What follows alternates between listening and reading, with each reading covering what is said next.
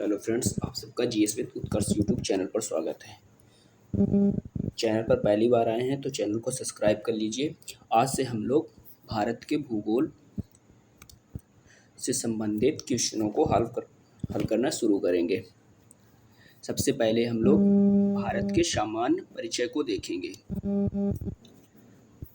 सामान्य परिचय के अंतर्गत हम लोग भारत की सबसे पहले भौगोलिक अवस्थिति से संबंधित क्वेश्चनों को करेंगे। पहला क्वेश्चन दिया गया है, भारत अवस्थित है। तो भारत की जो अवस्थिति है ग्लोब पर 8 डिग्री 4 मिनट उत्तरी अक्षांश से लेकर 37 डिग्री 6 मिनट उत्तरी अक्षांश के मध्य इसका अक्षांशीय विस्तार पाया जाता है।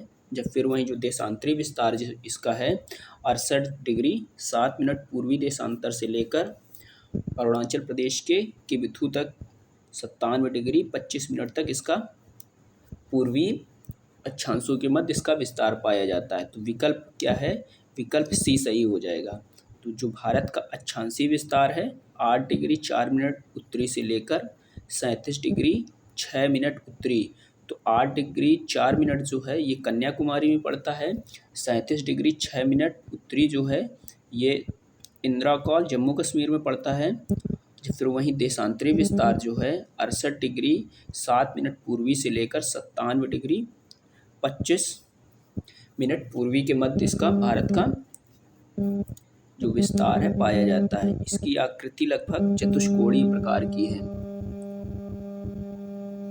नेक्स्ट क्वेश्चन देखते हैं, भारत की अवस्थिति पाई जाती है। तो भारत की ग्लोब पर अवस्थिति उत्तर पूर्वी गोलार्ध में देखने को मिलती है। तो विकल्प बी सही हो जाएगा। नेक्स्ट क्वेश्चन देखते हैं, किस राज्य में औसत समुद्र तल के संदर्भ में न्यूनतम ऊंचाई वाला बिंदु है?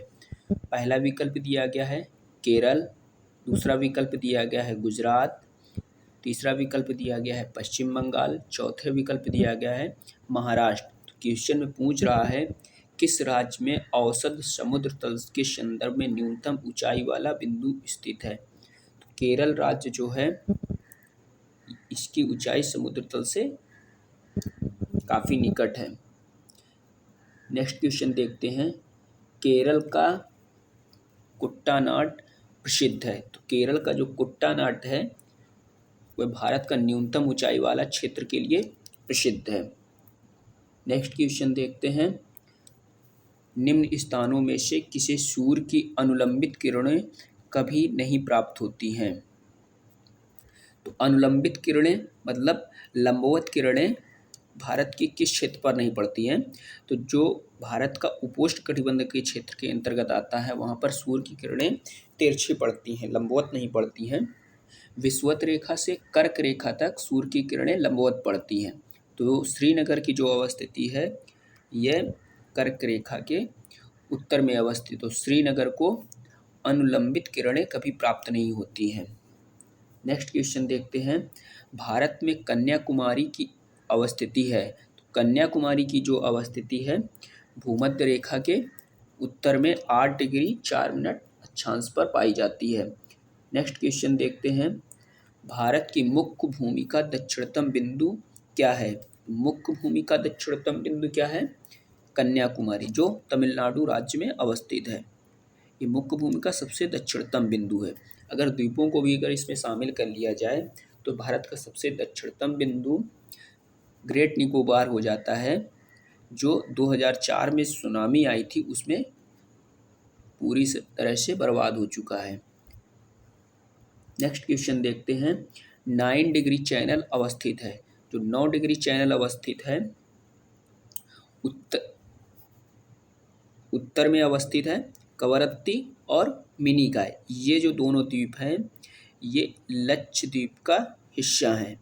तो 9 डिग्री जो चैनल है मिनिकॉय को शेष लक्षद्वीप से अलग करता है। नेक्स्ट क्वेश्चन देखते हैं, निम्नलिखित द्वीपों के युग्मों में से कौन सा एक 10 डिग्री जलमार्ग द्वारा आपस में पृथक किया जाता है? तो जो 10 डिग्री जलमार्ग है वो लिटिल अंडमान और कार अंडमान को लिटिल अंडमान और कार निकोबार को पृथक करता है? तो विकल्प में क्या दिया गया है? अंडमान एवं निकोबार।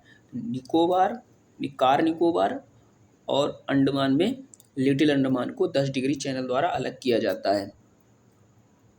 नेक्स्ट क्वेश्चन देखते हैं, निम्नलिखित में से कौन सा अंडमान को निकोबार से पृथक करता है?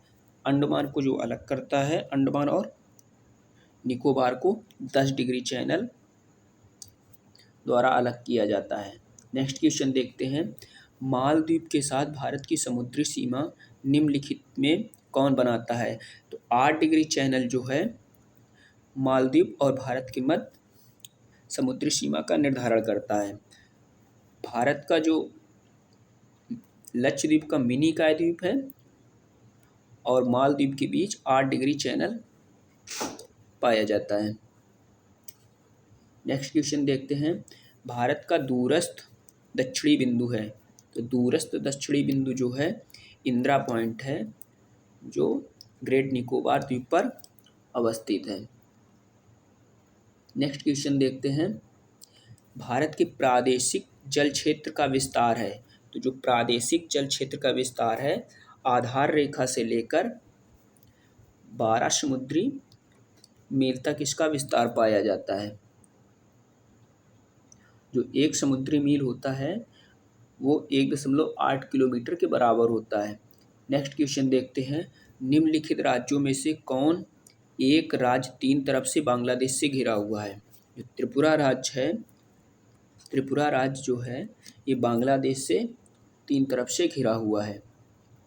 नेक्स्ट क्वेश्चन देखते हैं, भारत के निम्न राज्यों में से कौन देश के सभी चारों भौतिक प्रदेशों का प्रतिनिधित्व करता है? कौन देश की सभी चारों भौतिक प्रदेशों का प्रतिनिधित्व करता है?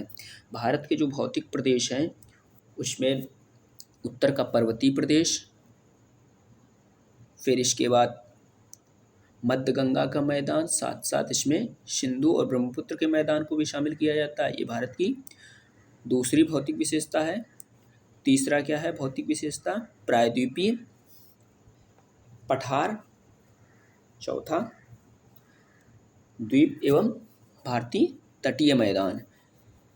तो ये चारों की विशेषता क्या है? पश्चिम बंगाल राज्य में पाई जाती है, क्योंकि जो पश्चिम बंगाल का उत्तरी हिस्सा है वहाँ पर दार्जिलिंग की पहाड़ियाँ पाई जाती हैं, फिर मध्य में आकर मैदान, फिर नीचे मालदा गैप के पास जो है यहाँ पर पठारी क्षेत्र का भी प्रभाव पाया जाता है और साथ ही साथ यहाँ पर समुद्री तट भी देखने को मिलता है। तो ये जो प्रदेश है भारत के विशेषताएं पाई जाती हैं, चारों भौतिक विशेषताओं का ये प्रतिनिधित्व करता है। अब हम लोग कर्क रेखा एवं मानक रेखा से संबंधित क्वेश्चनों को करेंगे। कर्क रेखा जो है भारत के 8 राज्यों से होकर गुजरती है। ये लगभग मध्य से भी होकर गुजरती है। भारत को ये 2 तापीय कटिबंधों में बांटती है। कर्क रेखा जो है उत्तर में जो भाग अवस्थित है कर्क रेखा के उसको उपोष्ण कटिबंध, तथा जो दक्षिण में भाग अवस्थित है उसे उष्ण कटिबंध कहते हैं। चलिए क्वेश्चन को शुरू करते हैं। इसमें पहला क्वेश्चन दिया गया है, यदि अरुणाचल प्रदेश में सूर्योदय का समय प्रातः 5 बजे है तो सौराष्ट्र में सूर्योदय का संभावित समय क्या होगा? तो अरुणाचल प्रदेश का जो समय है गुजरात के सौराष्ट्र के समय से लगभग 2 घंटे आगे है। तो जो सौराष्ट्र का समय पूछ रहा है, दिया किसका है? अरुणाचल प्रदेश का 5 घंटे। तो सौराष्ट्र में उस समय कितने बजे होंगे? 7 बजे होंगे।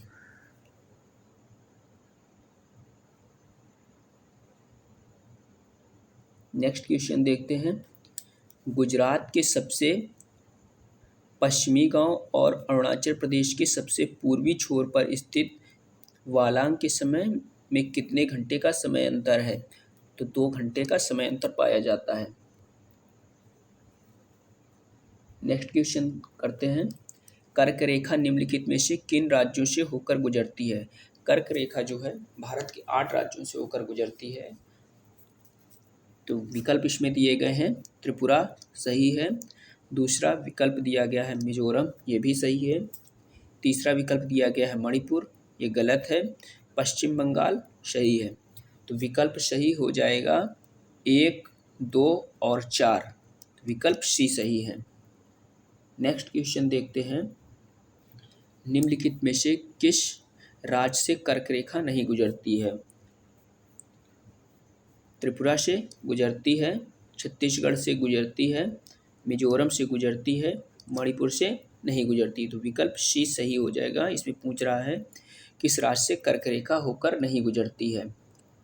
नेक्स्ट क्वेश्चन देखते हैं, निम्नलिखित में से कौन सा भारतीय राज्य कर्क रेखा के उत्तर में स्थित है? तो कर्क रेखा में उत्तर में अवस्थित राज्य पूछ रहा है। विकल्प दिए गए हैं झारखंड, तो इससे कर्क रेखा होकर गुजरती है, मिजोरम से भी कर्क रेखा होकर गुजरती है, त्रिपुरा से भी होकर गुजरती है, जब फिर मणिपुर की जो अवस्थिति है कर्क रेखा के उत्तर में अवस्थिति है। नेक्स्ट क्वेश्चन देखते हैं, निम्नलिखित नगरों में से कौन कर्क रेखा के सबसे नज़दीक है? कर्क रेखा के सबसे नज़दीक है। विकल्प दिए गए हैं रायपुर, तो रायपुर जो है, फिर इसके बाद दूसरा विकल्प दिया गया है इम्फाल, फिर तीसरा विकल्प दिया गया है आइजोल, चौथा विकल्प दिया गया है अगरतला। तो क्वेश्चन में पूछ रहा है कौन कर्क रेखा के सबसे नज़दीक है? तो आइजोल जो है ये कर्क रेखा के सबसे नज़दीक अवस्थित है। नेक्स्ट क्वेश्चन देखते हैं, 80 डिग्री पूर्वी देशांतर और कर्क रेखा का मिलन बिंदु है। 80 डिग्री पूर्वी देशांतर, 80 डिग्री पूर्वी देशांतर और कर्क रेखा का जो मिलन बिंदु है ये मध्य प्रदेश में होता है। मध्य प्रदेश में स्थान पड़ता है जबलपुर, और जबलपुर से 80 डिग्री देशांतर रेखा भी होकर गुजरती है, वहीं से 23.5 डिग्री जो नॉर्थ कर्क रेखा है वो भी होकर गुजरती है। तो वो शहर है मध्य प्रदेश का जबलपुर। इसमें पूछ रहा है कर्क रेखा का मिलन बिंदु कौन सा प्रदेश है? तो मध्य प्रदेश हो जाएगा।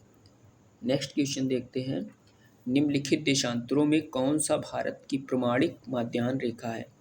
जो भारत का मानक समय का निर्धारण करती है वो देशांतर रेखा है 82.5 पूर्वी देशांतर रेखा, जिसका जो समय है ये जीएमटी से 5.5 घंटे आगे है। भारत की मानक समय देशांतर रेखा है, भारत के 5 राज्यों से होकर गुजरती है, उत्तर प्रदेश, मध्य प्रदेश, छत्तीसगढ़, उड़ीसा और आंध्र प्रदेश। नेक्स्ट क्वेश्चन देखते हैं, यदि भारतीय मानक समय यामोत्तर पर मध्याह्न है तो 120 अंश पूर्वी देशांतर पर स्थानीय समय क्या होगा?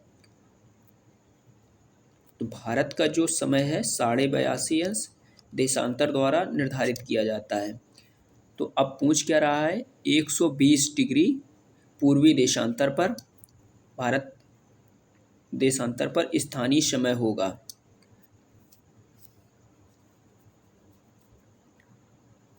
$15 बराबर 1 आवर्स होता है।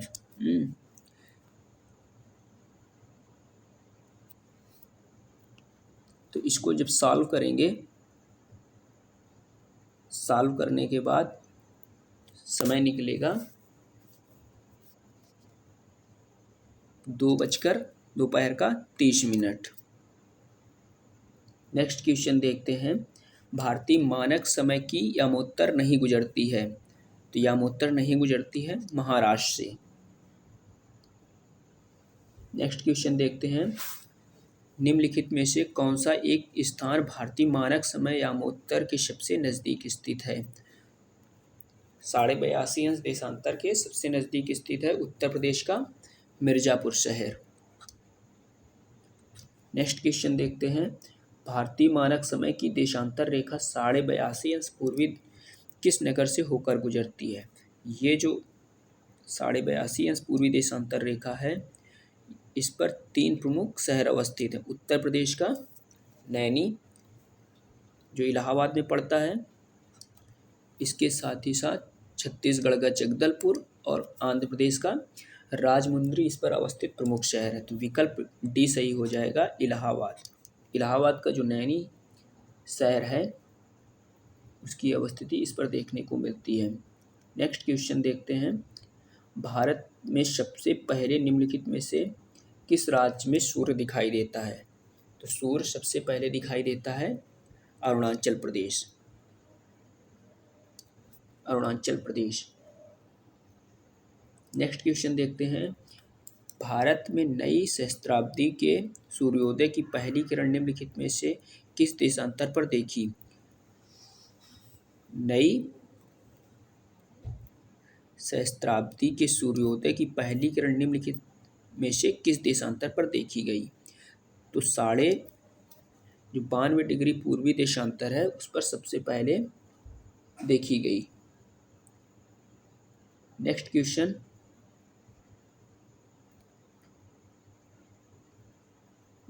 देखते हैं निम्नलिखित में से कौन सा स्थल भारत का ग्रीनविच कहा जाता है? भारत का उज्जैन को ग्रीनविच कहा जाता है। आज के वीडियो को यहीं तक रखते हैं। नेक्स्ट वीडियो में हम लोग भारत के राज्य एवं संशासित प्रदेश से संबंधित क्वेश्चनों को हल करेंगे। चैनल को सब्सक्राइब कर लीजिए, वीडियो को ज़्यादा से ज़्यादा दोस्तों के पास शेयर कीजिए। Thank you.